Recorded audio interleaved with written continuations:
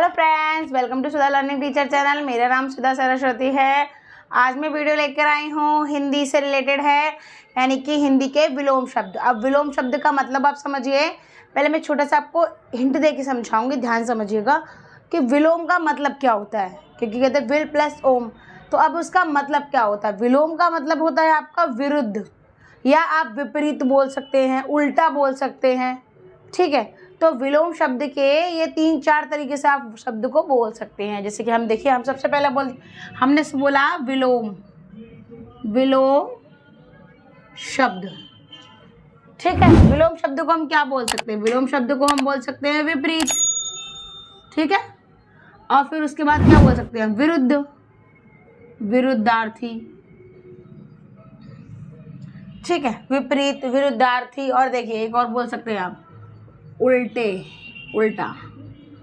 अब आपको एक चीज़ ध्यान रखिएगा कि ऐसा होता है कभी कभी एग्जाम्स में एक कन्फ्यूजन आ जाती है कि बच्चों को ये लिखे होने की जगह अब ये लिखा हुआ ज़्यादातर आ जाता है, विरुद्धार्थी। ठीक है, ये ध्यान रखिए, विपरीत भी कम लिखते हैं। अब एग्जाम्स में ना ये हिंदी में लिखा हो जाता था विरुद्धार्थी। ऐसा बच्चे विरुद्धार्थी में थोड़ा कन्फ्यूज होते हैं कि विरुद्धार्थी का क्या मतलब होता है, क्योंकि बच्चों ने ज़्यादातर विलोम शब्द या विपरीत शब्द पढ़ा होता है। सबसे ज़्यादा पढ़ा होता है विलोम शब्द।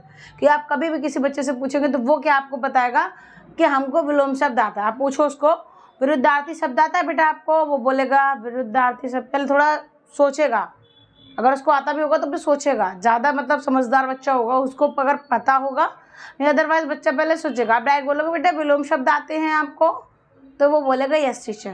तो ये चीज़ देखिए कि अब एग्जाम्स में आप किसी का भी एग्जाम देके आओ, देखो उसमें ना विलोम शब्द की जगह वो लोग विरुद्धार्थी देते हैं। तो आप उसका अर्थ समझिएगा, विलोम शब्द, विपरीत शब्द, विरुद्धार्थी और उल्टा, ये सारे शब्द एक ही है। मतलब आपको करना वही है जो आप इसमें करते हो, इसमें करते हो, इसमें चारों में सेम प्रोसेस रहेगा।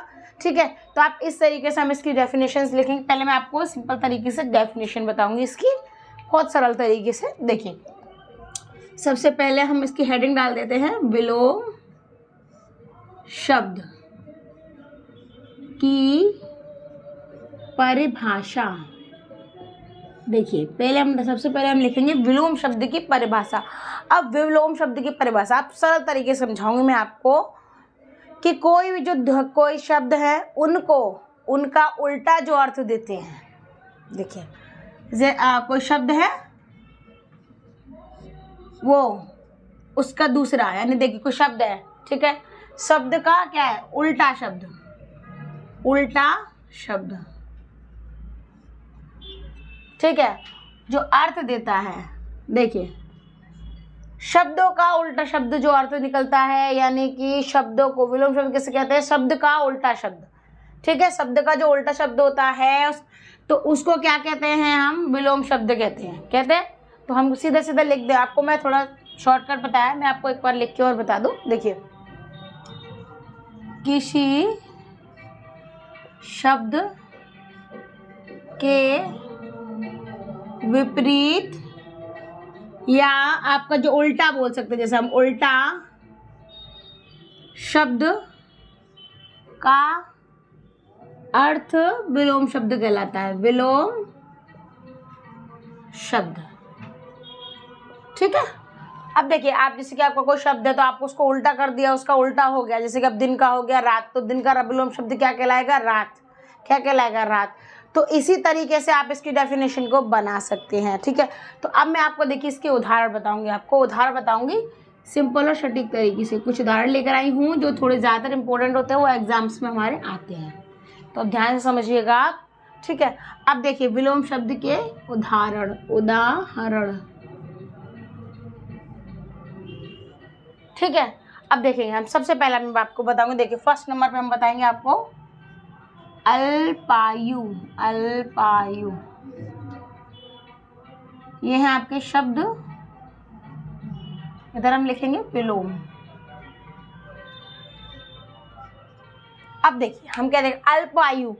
अल्पायु का विलोम शब्द क्या होगा? अब आप पहले आपको अल्पायु का मतलब समझाओ। अल्पायु का मतलब क्या होता है?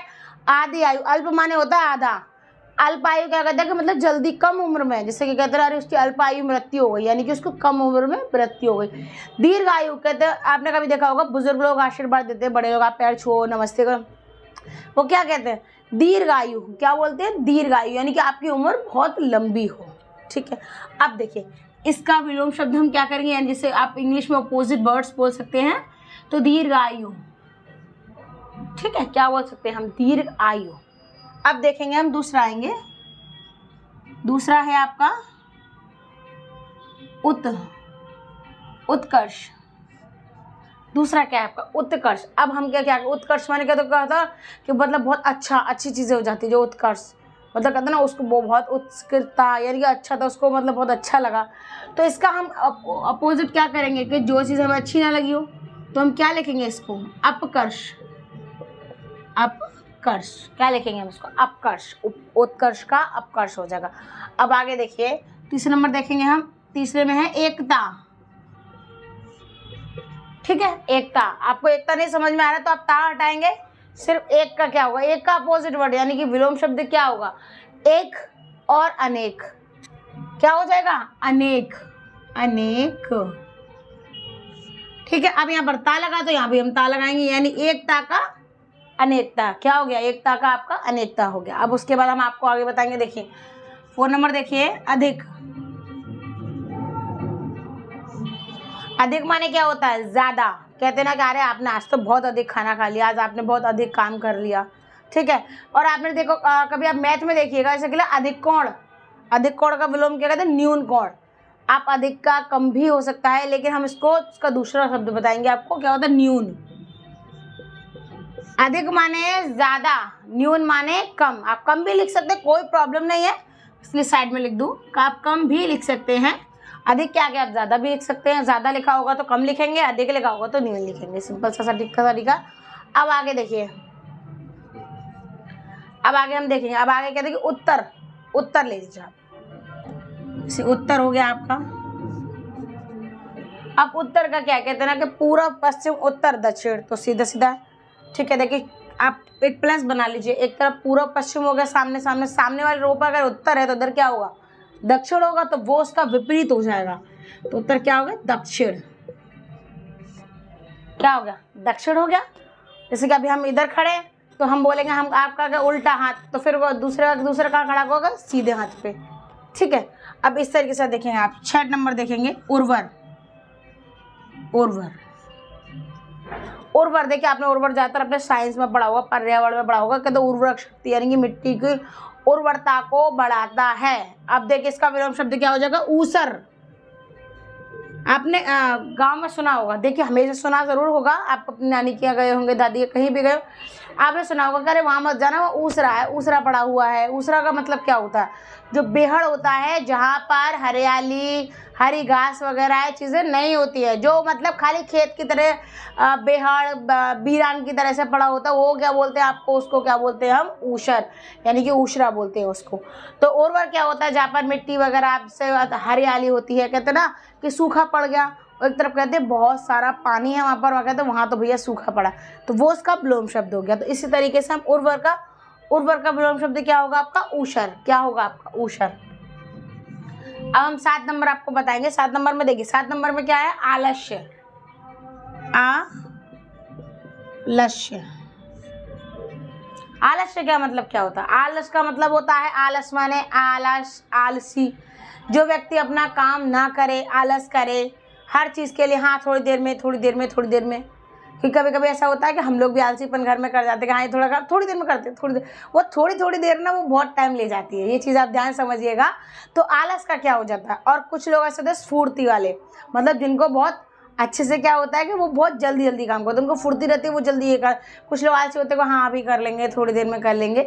जैसे कभी कभी हम भी हो जाते हैं आलसी, कभी कभी बोलते हैं हाँ थोड़ी देर में कर ले, तो वो थोड़ा सा टाल दे तो थोड़ा सा तो फिर टल ही गया पूरा। ठीक है, अब देखिए आलस्य का क्या होता है, आलस का विपरीत क्या रखेंगे हम, स्फूर्ति, यानी जिसके अंदर फुर्ती हो वो स्फूर्ति, जिसके अंदर आलस हो वो आलस्य। ठीक है, अब देखेंगे हम पॉइंट नंबर 8। अब आपको 8 नंबर बताए, 8 नंबर में देखिए खेद। क्या है, खेद। खेद, खेत नहीं है, खेद, दादावाद बनी हुई है। अब खेद का मतलब क्या, देखिए कहते हैं ना कि कभी अभी कोई परेशानी होती किसी के यहाँ, तो हम क्या करते हैं, उसको जाकर खेद जताते हैं, यानी कि आप उसको दुख को बांटते हैं कहते ना खेद हमने प्रकट किया, अरे भाई उसको ऐसा हो गया, बहुत परेशानी हुई, अच्छा नहीं हुआ, यानी कि हम उसका दुख प्रकट करते हैं। तो खेद का विलोम शब्द भी क्या होगा, आप देखिए खेद मतलब क्या होता है, दुख, तो उसका विलोम शब्द क्या हो जाएगा, विलोम शब्द हो जाएगा आपका प्रसन्नता। क्या हो जाएगा आपका, प्रसन्नता। प्रसन्नता, प्रसन्नता माने क्या होता है, खुश, खुश, खुशी। ठीक है, अब हम देखिए, अब आगे नंबर आपको बताएंगे। देखिए आगे आगे 9 नंबर पे हम लिखेंगे सजीव। अब देखिए सजीव का, देखिए सजीव का क्या होगा, सजीव का अपोजिट वर्ड यार, सॉरी विलोम शब्द हिंदी में समझिए कि सजीव का क्या हो जाता है। सजीव माने कहता है सहजीव, जिसमें खुद में जीवन है। हम लोग कौन है, हम लोग सजीव ही तो हैं, क्योंकि हम कहते हैं ना चलते हैं, फिरते हैं, खाते पीते, सारे काम करते हैं। और जो चीज़ें निर्जीव होती हैं उसका अपोजिट क्या रहेगा, जो चीज़ जिसमें जान ना हो, प्राण ना हो, कोई भी चीज़ उसमें ना हो, वो व्यक्ति मतलब चलता खाता पीता कुछ ना।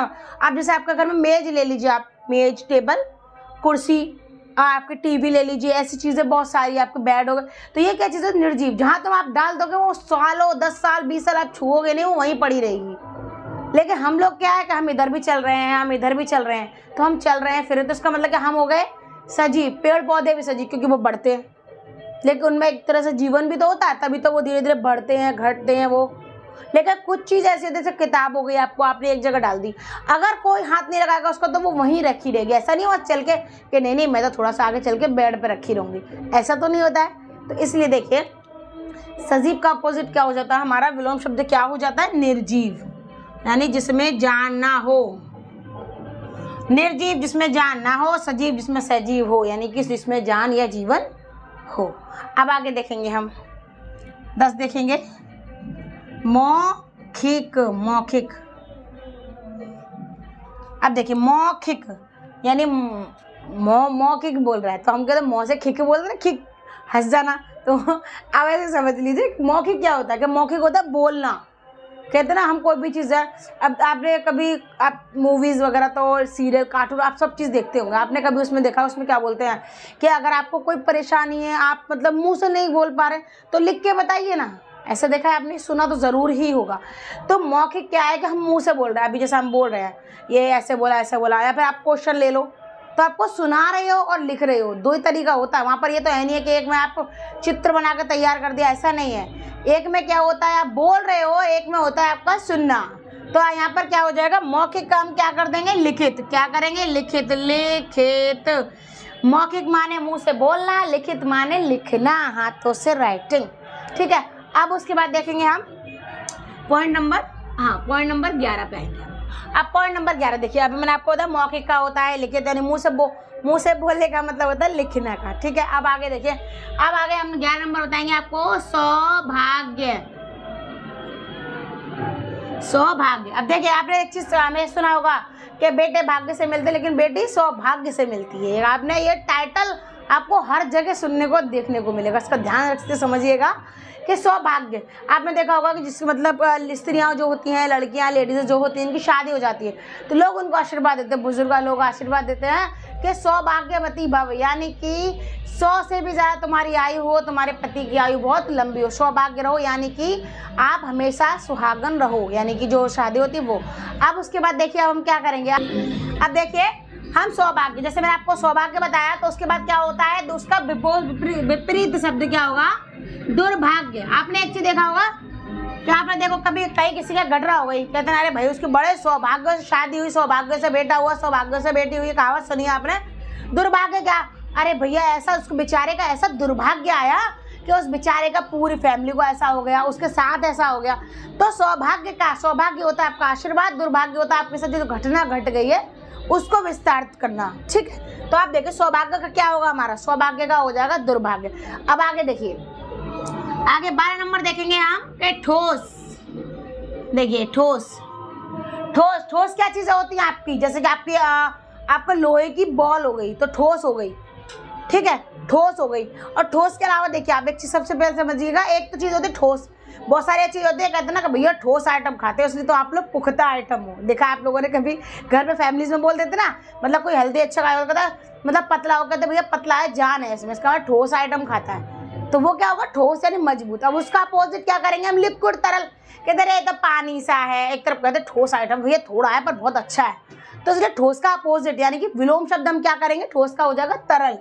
तरल होता है लिक्विड, जैसे आपकी लिक्विड चीजें जैसे कि आपका पानी हो गया, दूध हो गया, पेट्रोल वगैरह, ये सारी चीजें आपकी लिक्विड में चली जाती है यानी कि तरल में चली जाती है। अब आगे देखिए पॉइंट नंबर 13 देखेंगे हम, वरदान।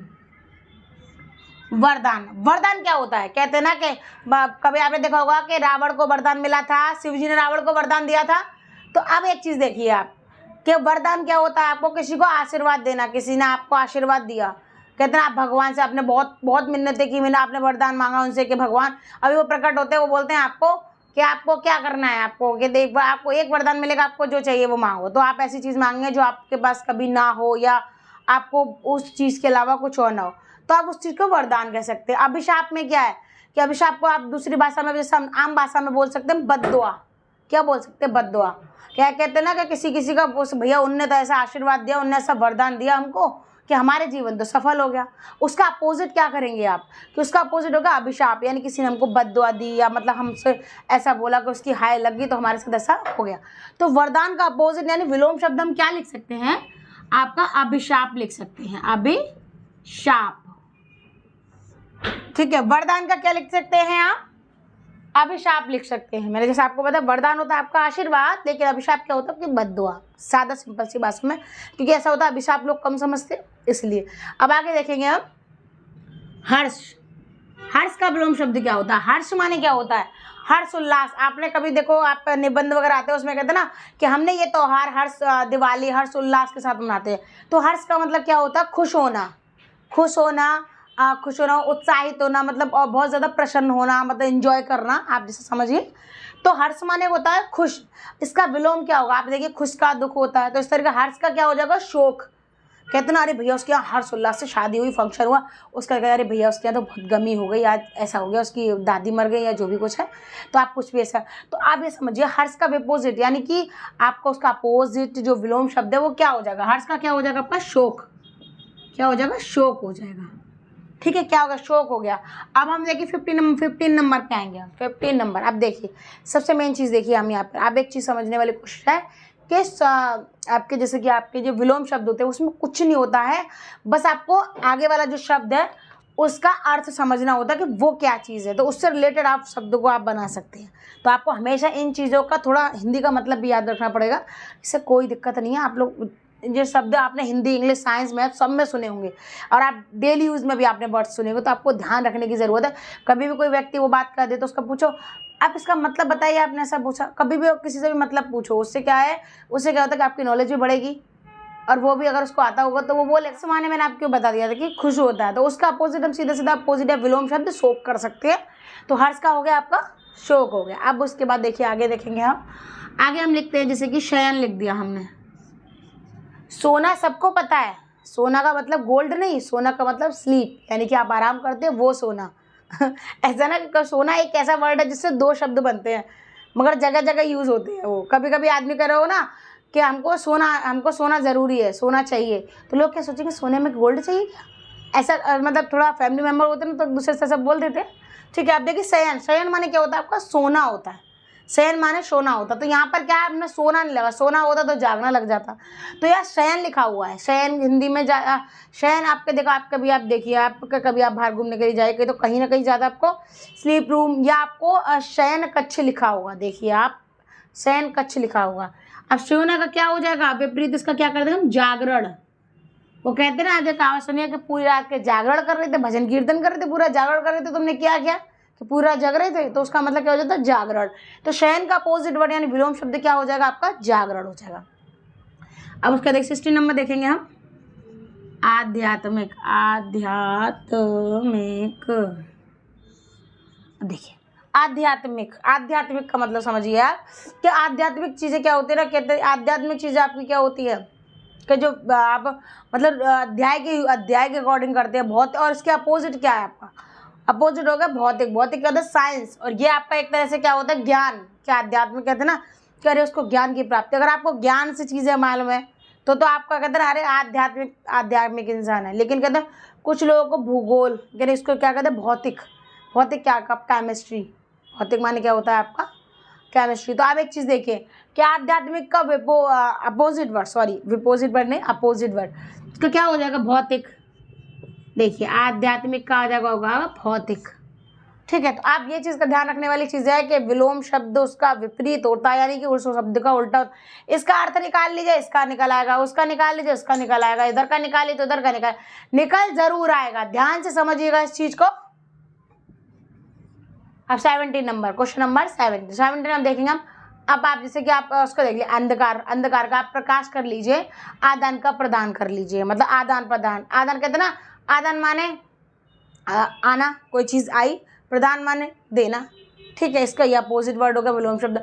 अंधकार का हो गया, आपका अंधकार माने होता है अंधेरा, और प्रकाश माने होता है रोशनी, उजाला, वैसा कुछ भी लिख सकते हैं। ठीक है, अब देखिए, अब उसके बाद हम आपको क्या बताएं? उपस्थित। उपस्थित, उपस्थित। अब उपस्थित का विलोम शब्द समझेंगे हम। उपस्थित का, उपस्थित क्या होता है? उपस्थित माने होता है प्रेजेंट।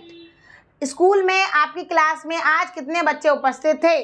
तो क्या हुआ, यानी कितने बच्चे प्रेजेंट थे, मौजूद थे, स्कूल में थे, पढ़ने आए थे। और उसके बाद क्या हो जाएगा? उसका बाद अपोजिट में क्या जाएगा? उसका अनुपस्थित, जो बच्चे नहीं आए थे, तो क्या बोलेंगे उनको? ये तो आपके प्रेजेंट है, वो आपके क्या कहते हैं? आपको क्या है कि वो आए ही नहीं, वो एब्सेंट है। तो एब्सेंट का हम सीधे सीधे क्या लिखेंगे? अनुपस्थित। तो उपस्थित का क्या हो जाएगा? अनुपस्थित, यानी कि जो लोग उपस्थित नहीं हैं, जो लोग आए नहीं हैं, तो उपस्थित का हो जाएगा आपका अनुपस्थित। ध्यान समझिएगा। अब बताऊंगा आपको पॉइंट नंबर 18 में देखिए, आप क्या बताऊंगा? घृणा। घृणा, घा के नीचे रा लगा हुआ अड़ा। अब देखिए घृणा, घृणा का मतलब आपने देखिए जी ज़्यादा शुद्ध हिंदी लिखी होती है, वहाँ पर लिखा हुआ आता है। ध्यान समझिएगा, अच्छा ज़्यादा शुद्ध हिंदी लिखी होती है, वहाँ पर लिखा हुआ आता है कि हम उससे घृणा करते हैं।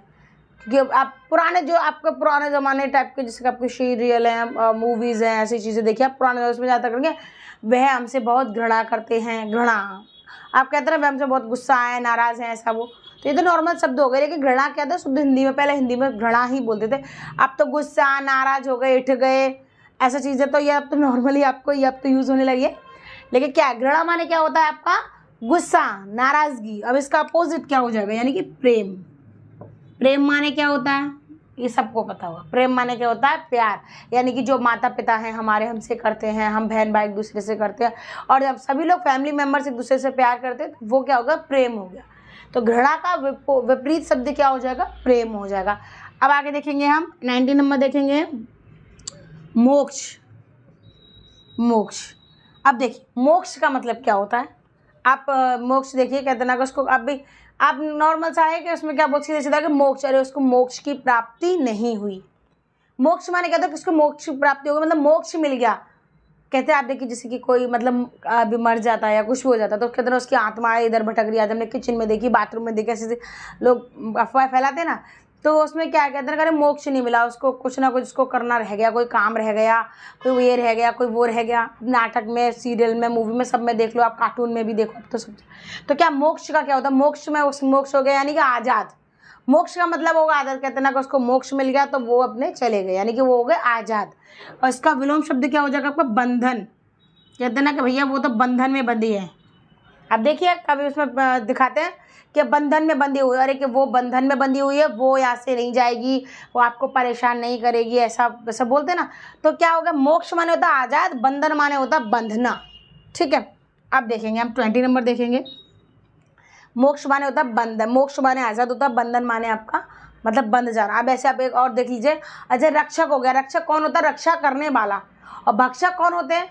आप देखिए जो न्यूज़ वगैरह दिखाते हैं, कभी कहीं भी कोई घटना घट जाती है, मतलब लड़कियों के साथ, बच्चियों के साथ, तो बोलते हैं ना कि मतलब उसका घर का फैमिली मेम्बर हो गया कुछ भी, तो कहना रक्षक ही बना भक्षक। तो रक्षा होता है रक्षा करने वाला। भक्षक कौन होता है? हैवान, शैतान, जानवर, आप जिसमें अपनी भाषा में जो भी आप बोलना चाहो। तो रक्षक का हो गया आपका भक्षक। अब आगे देखेंगे शीत। शीत, शीत जैसे शीत माने क्या होता है? ठंडा। शीत माने होता है बहुत ठंडा, यानी कि शीतल कहते हैं बर्फ पड़ रही हो। और उसका विलोम शब्द हम लिख सकते हैं उष्ण। उष्ण मतलब बहुत गर्मी हो रही है, ऊसरा सा हो रहा है, उजड़ा हुआ हो रहा है, तो शीत का आप करेंगे उष्ण। अब देखिए हम जैसे हम 20 का बताएंगे शुभ। देखिए शुभ, शुभ कहते हैं ना कि घर में अगर कोई आया, मतलब आया सॉरी, शादी हुई, नई नई लड़कियां घर पे आई, गृह प्रवेश वगैरह हुआ, तो कहता है उसके बाद अगर मतलब आपके साथ कुछ अच्छा हो गया तो लोग क्या बोलेंगे, अरे भाई उस बहू के पैर बहुत अच्छे थे, बहुत शुभ थे, तो हमारे साथ ये अच्छा हुआ कि बहू के पैर से ये वो, मतलब फिर उसके बाद बहुत सारी अच्छी अच्छी बातें। अगर वहीं आगे आपकी बहू घर में गृह प्रवेश करती है या आती है और उसके बाद कोई दुर्घटना घट जाती है, सपोज भाई वो तो कहते हैं ना सब ऊपर वाले के ऊपर होता है, वो कोई हमारी वजह से तो नहीं होता है, तो उसके बाद क्या बोलते हैं, उसका पैर तो बड़ा अशुभ था कि उसके घर में आते ही ऐसा हो गया। तो शुभ और अशुभ में अंतर सिंपल सा हो जाता है कि कोई है कहते हैं ना ये तो हमारे लिए लकी है, लकी चार्म है हमारा, यानी कि वो हमारे लिए बहुत शुभ है, और कोई कहते हैं ये तो हमारे लिए जीवन में नरक बन गया, हमारी ज़िंदगी का कांटा हो गया, ये हो गया, तो वो क्या हो गया आपका अशुभ हो गया। तो शुभ का हम क्या सीधे सीधे क्या कर सकते हैं, शुभ का करेंगे अशुभ, अशुभ। तो आप इस तरीके से विलोम शब्दों को कर सकते हैं, समझ सकते हैं। हर शब्द का आप थोड़ा सा अर्थ पे ध्यान दें कि वो बोल रहा, कभी कभी ऐसा होता है जो शब्द होता है, अब ध्यान से देखिए एक चीज़ कि जो कभी कभी शब्द होता है वो क्या होता है कि शब्द में ही अर्थ छुपा होता है। कुछ ऐसे शब्द हैं आपके जो शब्द में ही अर्थ छुपा हुआ होता है, जैसे कि आपको चैन नहीं पड़ रहा, ठीक है, तो उसमें क्या होता है, जैसे आपको चैन नहीं पड़ रहा है तो उसमें क्या है, आपको कहता है चैन नहीं पड़ रहा, उसमें सीधा सीधा परेशान होता है कि वो इंसान परेशान है या ज़्यादा ही परेशान है, तो इसका मतलब ये है कि चैन नहीं पड़ रहा। तो आप इस तरीके से कुछ ऐसे वर्ड्स बना सकते हैं। तो समझने वाली चीज़ है कि कुछ ऐसा होता है शब्दों में ही अर्थ मिलते हैं, लेकिन कुछ का थोड़ा समझना पड़ता है, थोड़ा दिमाग लगाना पड़ता है। तो आप इस तरीके से आप विलोम शब्दों को कर सकते हो।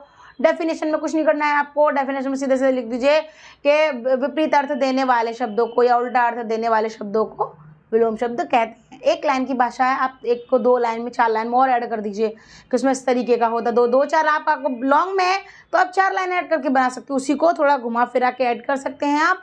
अगर 1 लाइन का है तो आप 2 लाइन में, 1 लाइन का है तो सिर्फ आधी ही लाइन में आप जवाब दे सकते हैं। तो ये आगे आज मेरी होगी विलोम शब्द की परिभाषा हिंदी में। अगर आपको मेरी वीडियो पसंद आए तो लाइक शेयर कमेंट करना ना भूलें, मेरे चैनल को सब्सक्राइब जरूर करें।